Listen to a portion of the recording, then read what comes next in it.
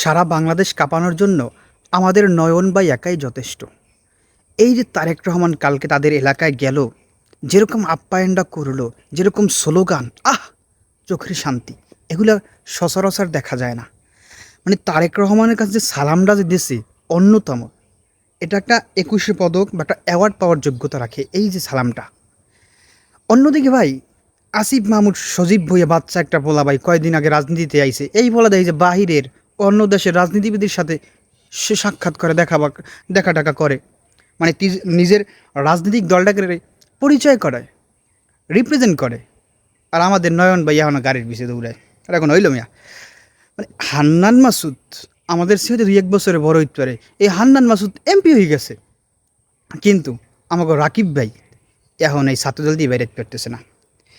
এই কথা কইলে আপনি কইবেন যে গুপ্ত। ভাই, আমাদের পরিচয় দিতে আর কত লাগবে? এই যে কালকে দেখেন যে সাদিক কায়েম ভাই মানে বিয়ে করছে কয়দিন আগে, এই লোকটা গেছে চীন চললে। কেন গেছে? কারণ 2841 লক্ষ টাকার একটা বাজেট আনার জন্য, যেটা 100 বছরে কেউ করতে পারছে কিনা জানি না।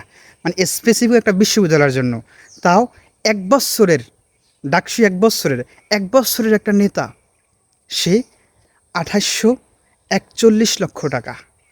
মানে মেয়েদের জন্য 5টা হল, ছেলেদের জন্য 5টা হল, এত কিছু করতেছে, বড় বড় ইভেন্ট করতেছে, কত আয়োজন করছে, তারপর আমরা গুপ্ত।